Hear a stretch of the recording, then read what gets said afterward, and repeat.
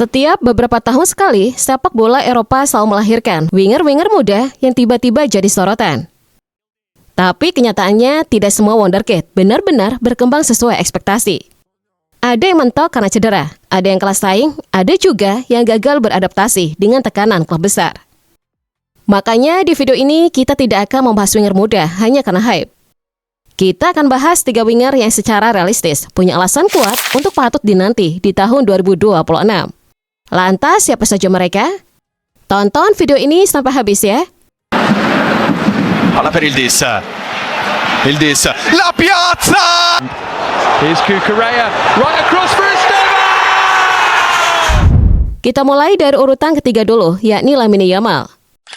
Alasan utama kenapa Lamine Yamal layak dinanti di tahun 2026 bukan sekedar karena bakatnya, tapi karena statusnya di Barcelona sudah jelas.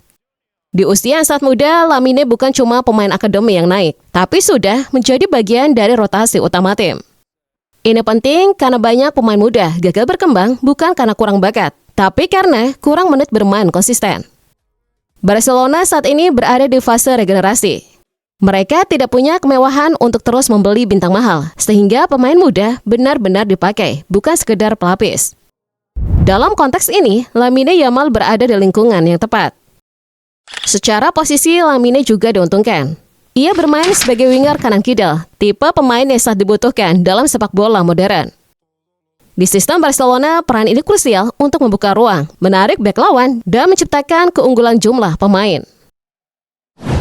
Nomor 2 ada nama Estevao Willian. Berbeda dengan Lamine Yamal, alasan kenapa Estevao Willian patut dinanti justru karena ia berada di fase transisi paling krusial dalam karirnya. Estevao bukan lagi sekedar talenta lokal Brasil.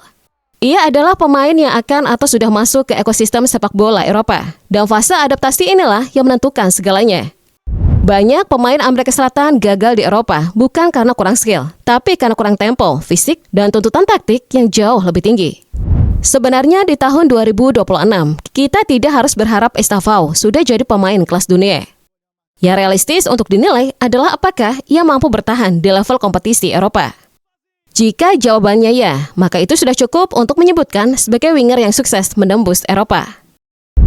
Dan nomor 1 yang patut kita ikuti perkembangannya di tahun depan adalah Kenan Yildiz. Kenan Yildiz mungkin tidak se-hype 2 nama sebelumnya, tapi justru itulah alasan kenapa ia menarik. Ia berkembang tanpa tekanan berlebihan. Profil permainannya sangat sesuai dengan tren sepak bola modern. Ia bukan winger yang hanya mengandalkan kecepatan, tapi pemain yang bisa menjaga bola, membaca ruang, menghubungkan lini tengah dan lini depan. Di banyak tim top Eropa, winger seperti ini semakin dibutuhkan, terutama saat melawan lawan yang bermain low block. Kenan juga diuntungkan karena tidak bergantung pada satu atribut saja. Jika kecepatan menurun, ia masih punya visi dan teknik. Jika ruang sempit, ia masih bisa bermain kombinatif. Percaya atau tidak, semua dari mereka belum tentu akan jadi superstar. Tapi justru itulah menariknya sepak bola, melihat siapa yang benar-benar bertahan dan berkembang.